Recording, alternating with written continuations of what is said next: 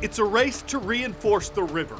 In the Amazon region of Bolivia, the rainy season has been brutal.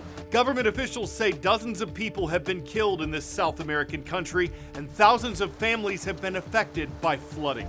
In the capital of La Paz, heavy machinery, engineering walls, stones, and manpower are all being utilized to try to contain the water and protect the buildings in danger of falling in. The government has declared an emergency, and hundreds of families have been forced to leave their homes as torrential rains took a toll. One man affected by these floods says he hasn't slept for 2 weeks, that any noise makes people afraid to go out. But he adds that residents are thinking and hoping the worst is over.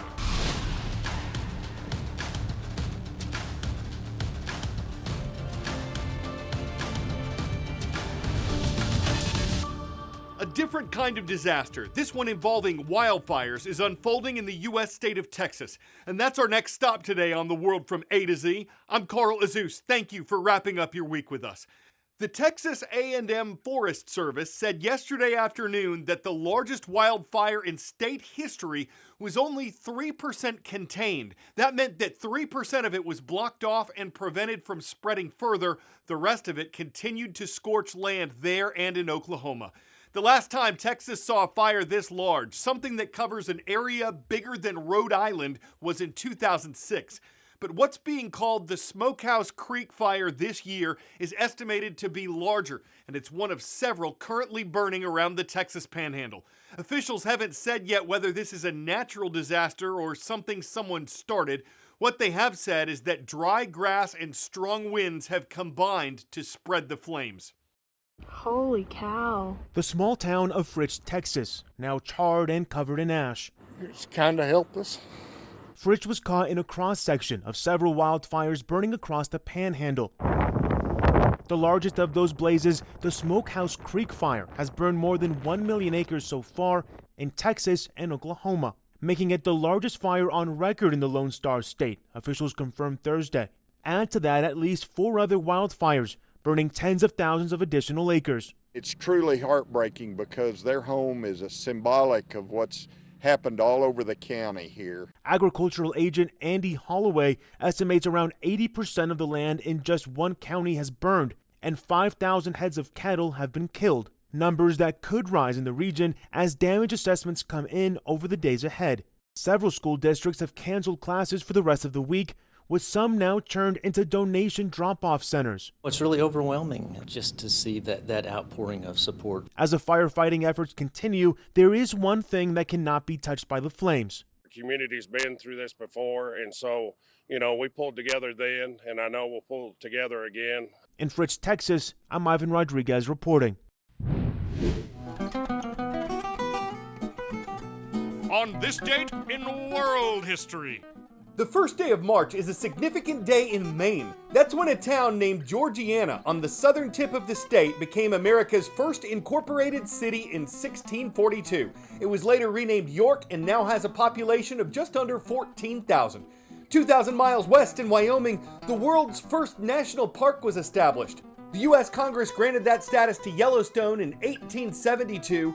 The 2.2 million acre park had more than 3.2 million visitors in 2022.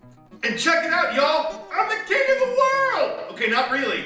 But the character Jack made that claim in the movie Titanic, and the blockbuster became king of the box office on this date in 1998. It was the first film ever to gross $1 billion. The Academy Award winner, starring Leonardo DiCaprio and Kate Winslet, cost $200 million to make, but it's reportedly made a total of more than $2.2 billion worldwide. The U.S. Senate's longest-serving party leader is stepping down from that job. Mitch McConnell is a Republican U.S. Senator from Kentucky. He's led his party in the chamber for 18 years, something no other Republican or a Democrat has done before. McConnell's current term doesn't end until 2026, but he said this week that it's time for the next generation to take on the role of minority leader. The 82-year-old will continue to serve as a U.S. Senator. World of knowledge. What is Lagotto Romagnolo? Is it a dog breed, cheese, Sicilian dessert, classic car? While this sounds like something you might drive or eat, Lagotto Romagnolo is a dog breed from Italy. Truffles are edible fungi that have very unique flavor and are very hard to find. For those reasons, they're considered a rare delicacy that commands high prices. Most truffles are found in Europe. Many have been found with pigs, whose sense of smell helps them root out the fungi. But there's a type of so-called truffle dog that's finding a bigger role in finding truffles. This eager pup isn't searching for her tennis ball or a nice stick from the woods. She's on the hunt for truffles. If there is truffle, dog will show you where they are. Not the chocolates, the rare mushrooms that are buried under the ground. Taiga has been trained to sniff them out and dig them up. She and her owner Nicolas work for La Maison aux Mille Truffes, the House of 1,000 Truffles. Maybe you've heard of pigs being trained to hunt for truffles, but the company owner likes to use dogs, and their sense of smell is much better than ours. As soon as the dog like to grow and like smell the thing, you can tell to the dog, okay, smell it, taste it. If it's good for the dog, he will search to eat it again, and he will search everywhere. Bezu says you can train just about any breed of dog to truffle hunt, but his favorite breed is Lagotto Romagnolo, because it's gentle, affectionate, and a good worker. That's Taiga's breed, and she thrives at her job in Burgundy, France, which is prime territory for truffle hunting because of its limestone soil and vast woodlands. Tourists visit the region just to sample the rare delicacy, and thanks to the high value of truffles, it's a profitable business. The House of 1,000 Truffles employs 30 truffle hunters who supply individual buyers and local restaurants. These are button mushrooms, the cheapest kind that you can find in the grocery store. This is 1 kilo and it cost about $9. But if these were Burgundy truffles, they would cost more than $1,000. But a little goes a long way. Chefs will infuse sauces with truffle flavor, and just a few shavings can elevate the flavor of a dish. With a truffle like this, 20 grams, for 2 people, you can make something very interesting. You've heard of a free-for-all? Today's world of viewers starts with a three-for-all. Here's what we mean. Mr. Emanuel's, Mr. Hoag's, and Mrs. Johnson's classes are all watching at Ashland Greenwood High School. We're happy to see y'all in Ashland, Nebraska. And on the Virginia Peninsula in the city of Hampton, shout out to the Phantoms of Phoebus High School. Great to have Mrs. Stubbs' class watching there.